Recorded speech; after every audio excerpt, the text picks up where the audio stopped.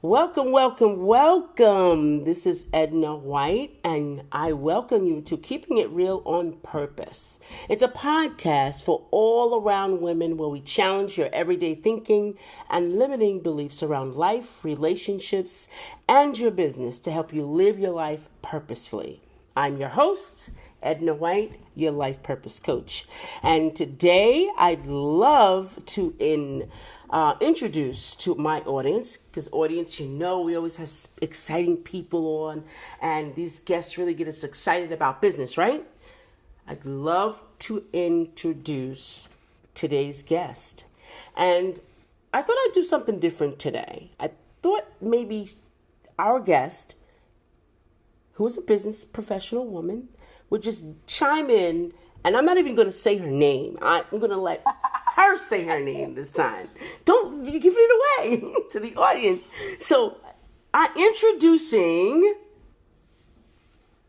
Hi, Edna, and everybody who's listening. I'm Christine. I was born Christine and barefoot, but I became Dr. Christine Sauer, and I'm known with my business name, Doc Christine, which is the name of my website, docchristine.com. My story is like many people's story, ups and downs. I reached a ripe old age of 60 by now, which makes me a young German. I was born and raised in Germany in a middle-class family. Grew up with the expectation to become a doctor and did. And was fortunate to be able to fulfill those parental expectations. You know how it is. So, married a fellow medical student who then became a doctor, miserable, I won't say the B word, and had children with that man.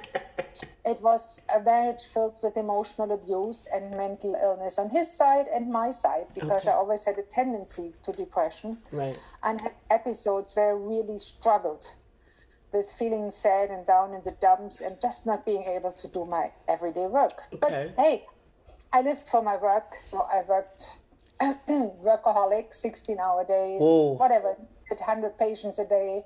I loved my patients. I loved helping people. I still do. So at one point, my back said, that's enough, and gave out on me. Mm-hmm. So I ended up in the hospital for 4 weeks learning to walk again. Wow. With slip discs. So that threw me down. But being a fighter, I fought back and did a rehab program, got back to work part-time. Second disc slipped. It wasn't supposed to be. And at that time, I gave up. I fell into a real deep depression. And then I realized, shit, what do I have besides work? Really nothing. If I don't work, I have no purpose. And I got even more depressed. Because as Viktor Frankl, one of my favorite people of all times, I was fortunate to hear him while he was still alive as a medical student in Ulm.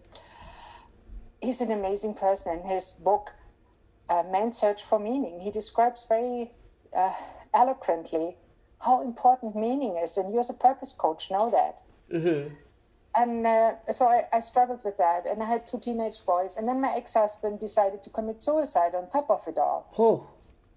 So I decided, I sold everything, and my ex and I already had started immigration process to Canada at that time, because he didn't want our kids to have to serve at the then compulsory German army. So we ended up here in Halifax, Nova Scotia, Canada in 1997, the 2 boys and me. Mm-hmm. I was very isolated, lonely. I spoke English, not as well as I do now. And my sons went to school here in Halifax, and I fell into an even deeper hole. Wow. And I couldn't get out anymore, so bad that I attempted to commit suicide. I didn't. I ended up driving myself to the mental hospital and staying here for 4 weeks, which is a very long time for a Canadian mental hospital. I think only because I tried to kill myself in there again. So they realized I needed some help. I got some help. I got better. I got into group therapy. It helped. I thought I knew what I wanted. Well, I struggled back and forth. I met my current husband about a year later, a very good person. And we're still together after 23 years. And I still struggled.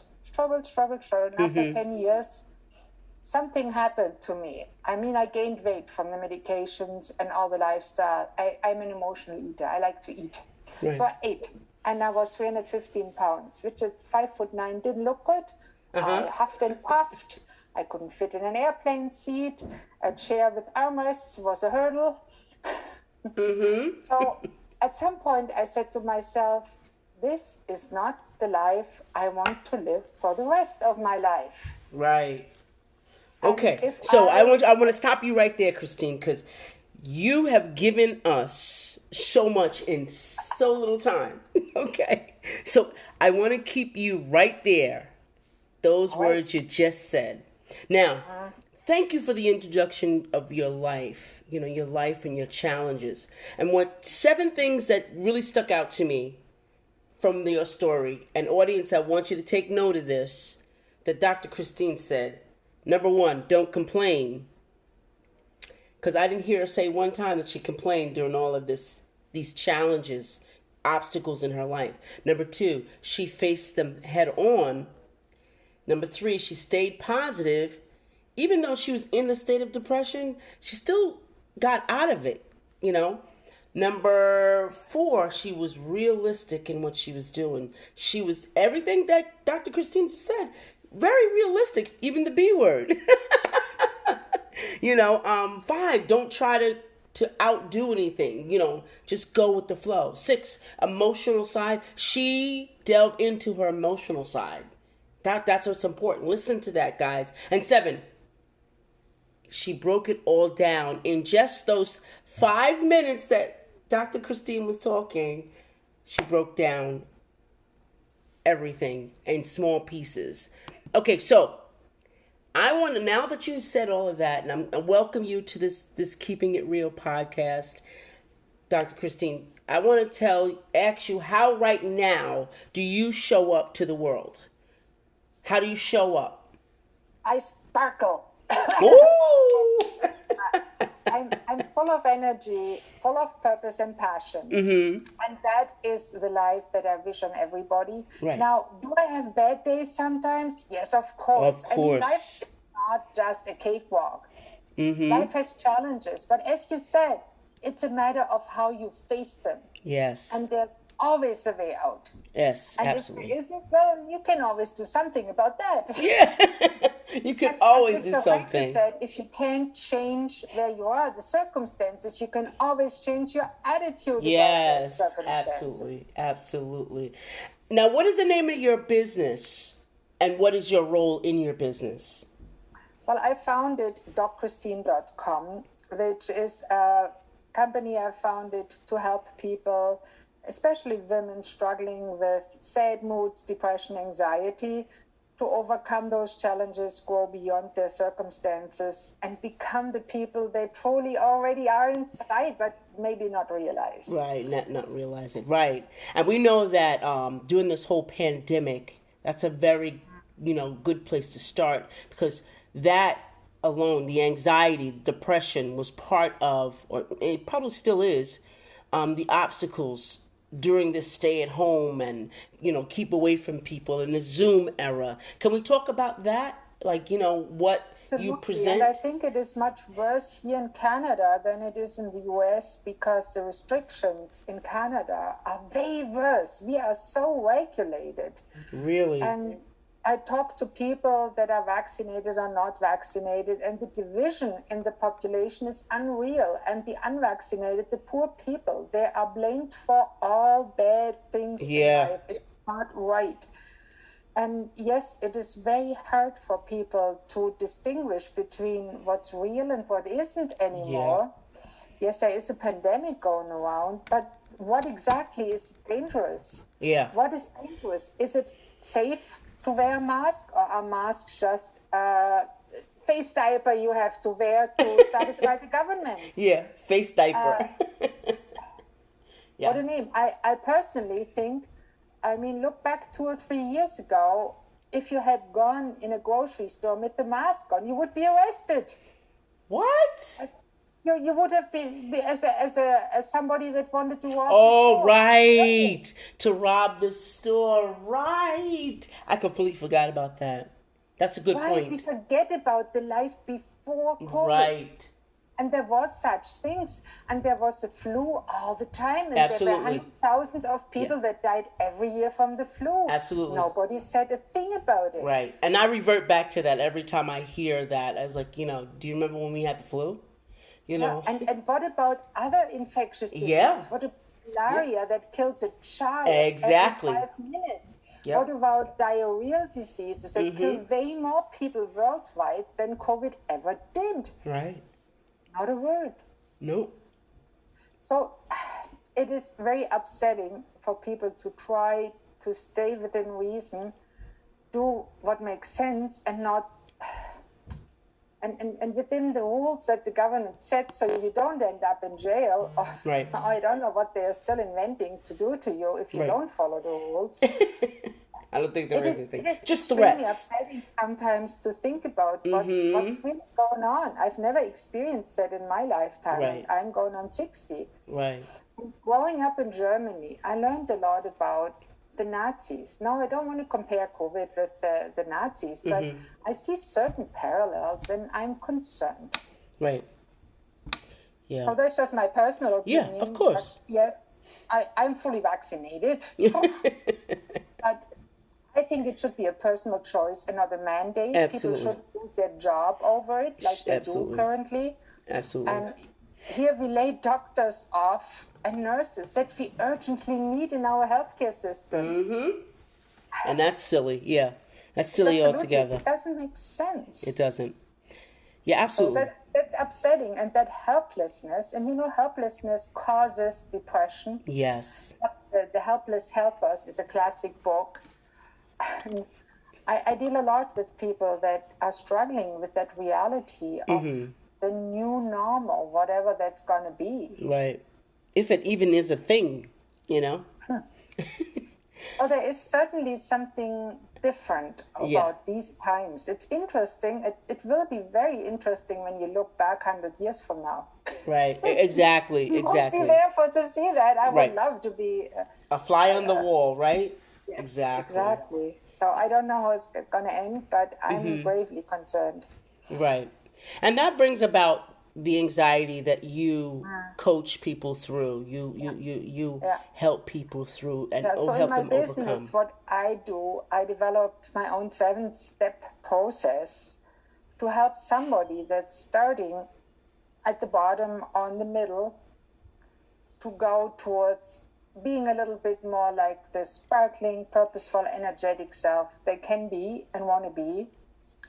And I help them around all 5 areas of brain and mental health, which are, of course, the physical side, the supplements, health, lab tests, nutrition, exercise. All that is crucially important. Right. Then, of course, the mental part, the thought processes in your head, the spiritual part. People need a connection to something bigger than themselves.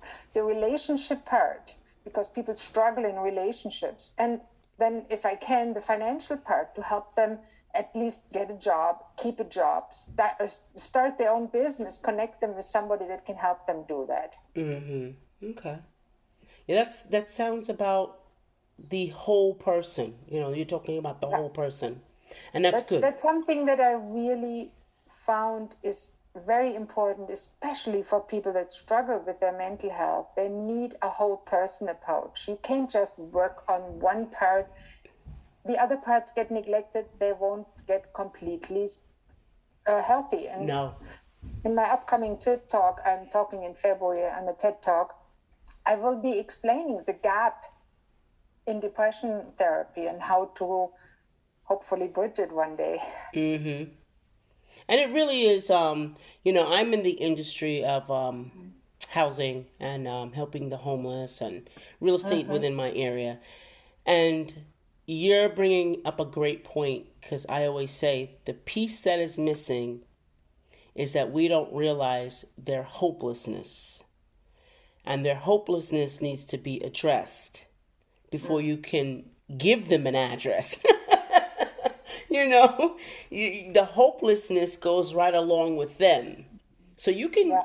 solve like problems, like you said, you can solve one problem if you want to address one part, but you cannot address one part without addressing all the parts, which is You're important. so right, Edna. And I've been with homeless people in one hospital ward because they often end up in a mental hospital because of Right. their mental illness, their addictions, and sometimes just to house them somewhere safe. Yeah. And I found in my time there, to my big surprise, they are just as regular, normal people as everybody. Everybody. Yeah. Yeah. And we misconstrue that. We misconstrue that. I say to when I was, and I started in this company about 4 years. And so I was saying to them, the data that I've collected, I'm talking to lawyers, I'm talking to RNs, people who used to be doctors or dentists, all these great titles and went to school and everything.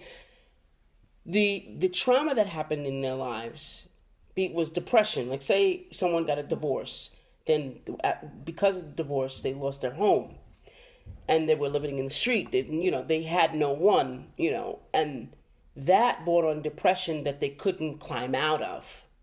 Right. And that created the hopelessness and thus the mental illness that never was there before.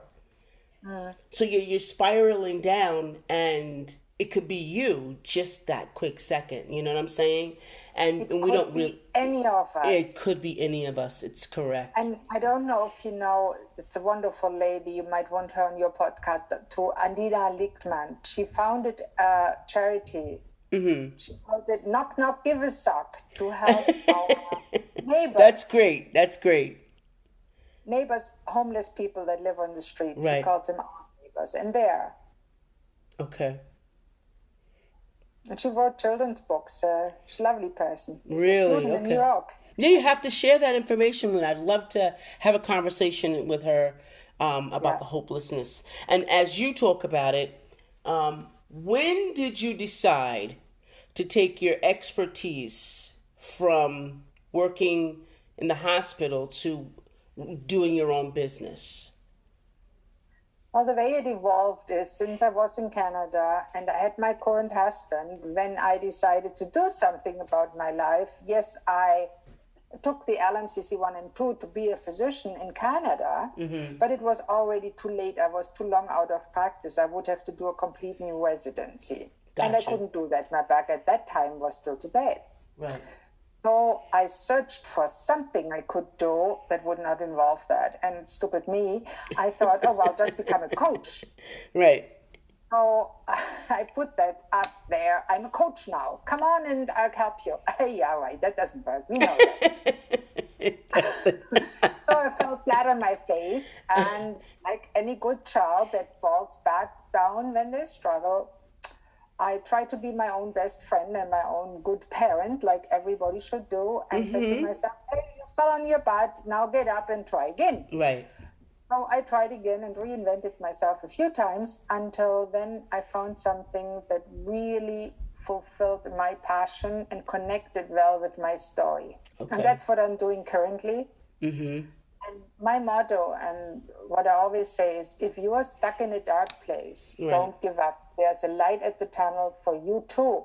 And it's not a freight train. No. Because my depressed clients always say, yeah, it's a freight train. No, it's not. It's not. It's not. I think Dr. Phil calls those words exaggerated. Yeah, Exaggerated. One of my favorite philisms I always use for myself when I try to be right around my husband. I said to myself, remember Dr. Phil, do you want to be right or do you want to be happy? One of my other favorite words that he says is, you want to be right or you want to be happy. And Right. that's it. That's it. I tell that to myself all the time, hopefully before I say something to my husband. Because I used to be a terrible right fighter, and most of the time I am right. That's the bad thing about it. Most of the time you are right. I get it. Even if we are right, we don't have to say it. And that's the hard part, isn't it? You got that right. Keep your mouth shut. It's not necessary. That's hard for me sometimes. I say too much. Yeah, keeping your mouth shut is a task. Like pulling your tongue out and biting down on it just to make sure that you're not saying. I sometimes push my lips together in my mind and say, "Stop it! Wait now! Stop it! You had enough. You said enough. You said enough. You did enough. That's it." So this part is really great. And to getting to know your business, I know that a lot of women are going to, really lean into that, especially those who are in Canada. Audience, remember, she's in Canada, and I think she does online, so I think she's everywhere. She can be everywhere. Yeah, my business is completely online now. Yes. And I like it actually that way. I have very few local clients. I still do them. I do house calls. I'm one of the few doctors that does house calls. Right. It's too funny to not laugh about it. And in Germany, doctors still do, as far as I know. We were in Germany. We always did house calls. Family doctors, which is usual there. Yeah. But I work all over the world. US is one of my biggest areas where I work. And everybody that wants to connect with me is welcome to go on my newest website, which is sparklesisters.org. It's easy to write, easy to remember, and it's awesome. You become the member of a growing community of women who want to go from being sad and down in the dumps to truly sparkle and live their best lives. And that will be a growing platform that has free online sharing sessions where women can exchange their wisdom with others and not just learn from some experts that often are more stupid as they are. Yeah, and to give space. That's always good to have a space, and it's called sparklesisters.org. Yes. Okay, audience, you heard that. sparklesisters.org. Look her up, join the community, and have something to Free, say. Of course. And join us. You learn a little bit about me, and you have a chance to tell everybody about you and your challenges and what makes you sparkle and your journey. Great. So the last part of this segment, I would like to ask you, what was one of the challenges you had with your business, and how did you overcome it? Well, the biggest challenge in my business is that at the beginning, like many beginning business people, I thought, well, I know it all, so I can be everything for everybody. Oh, wow. Say it again. Say it again. Yes. I'm a health coach. I can help everybody. That means nobody. I learned that very fast and went bankrupt in my first attempt on business. It strictly didn't work. Yeah. So then I started to focus on mental health, and since then the business has been growing because it connects with my story and I really do it well. I still help people around their whole person, but it's easier to connect with a certain person that is like yourself maybe 20 or 30 years ago. Yeah. Okay. That's great. That information, I'm so glad you said that, because I do get clients that want to save, I think you said it too, help coaches, HELP, just want to help everybody, and you help no one. I said, well, how's that? Another Dr. Phil, saying, how's that working for you? Yes, I like that. I ask it myself all the time when I try something new. I said, how's that working? Yeah. So, they try, I said, you can't help everyone. I know your heart is full, but you end up helping no one because no one knows what you're doing. Nobody understands who you're focused on, know. And I that's really important that you said that. I thank you for that. Very important. Edna, because in an online world, people look for specific things. Yes. And not for somebody that's everything to everybody. Nobody looks, I need a health coach. Yeah. Sorry. You may be just what that person needs. Yeah.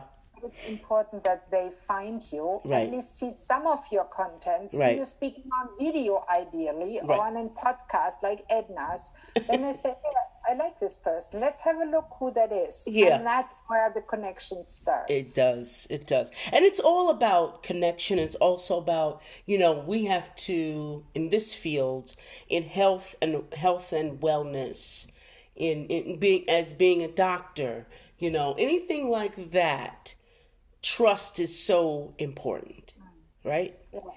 And Trust is always important. Yeah. Because we have to trust our friends. Yeah. And online it's even harder because people don't know who is it. Is it another scam? Yeah, right. And it's also important to know that when you were telling your story, you put your story out there, and you said, I worked, not somebody else worked. I didn't give it to somebody else to do, but you said I worked. And it's important too that we work on ourselves, because we can't tell somebody to do something that we're either not doing or have not done. Can you talk about that? That is a very important part, Edna. Very important sentence that you just said. We have to do our work. We can't delegate our health, our personal growth to other people, not our doctor, not our spouse, not our best friend, and not to some internet guru. Or a pastor or any clergy. That's important. Anybody. It's your life. You have to take responsibility for it. Right. That's right. So now that we heard about your business and we had this very juicy conversation about your business and all these great nuggets that you're giving us, we want to know about you. Me and my audience want to know about you. So our question is to you. Ready? Sure. Okay. If you had a billboard and you had an opportunity to put any words you wanted on there, what would it be? One word? As many as you want. I would put on a woman on her way to becoming a person.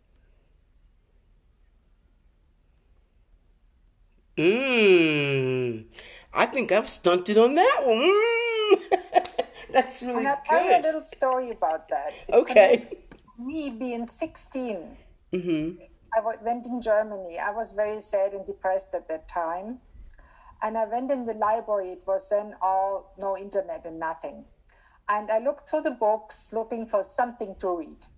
And a book fell in my lap, Serendipity.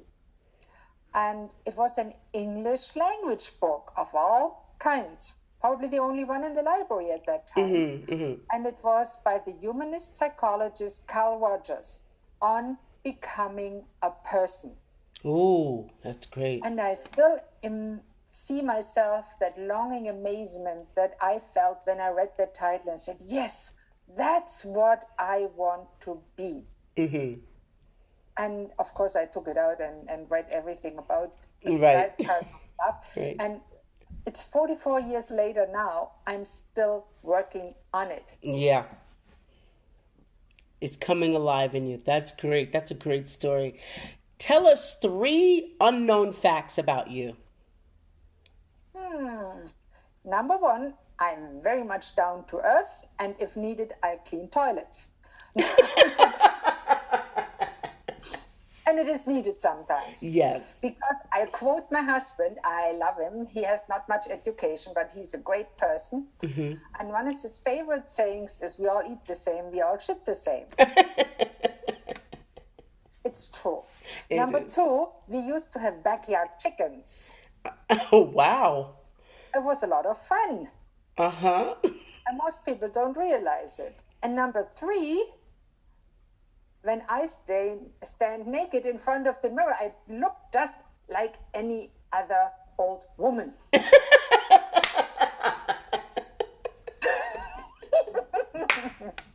Excellent. Excellent, doctor. Excellent. That is so Gotta good. have fun. Gotta have fun. So much fun. This has been amazing.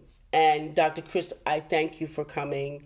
Thank you for being part of this show. I am sure that they are going to love my audience, your people, my people. They're going to love this part of the show. This brings us to the end of this episode. And I want to thank you again, Dr. Chris, for joining me today on Keeping It Real on Purpose with this topic. And I got it in my brain. I'm saying the doctor is in. Thanks for the opportunity, Edna. Let the doctor get out of here. And we hope that, audience, we hope that this episode, it was beneficial to you and brought you value. And thanks for listening. Thanks for listening today. And listen, get in contact with Dr. Christine. Go on her websites. It will be listed on the podcast media so that you can keep going back, keep listening, keep laughing, keep having fun, remembering that when she looks in the mirror, she looks like every other woman. Dr. Christine, I want to say thank you once again. And audience, thank you for listening. Bye for now.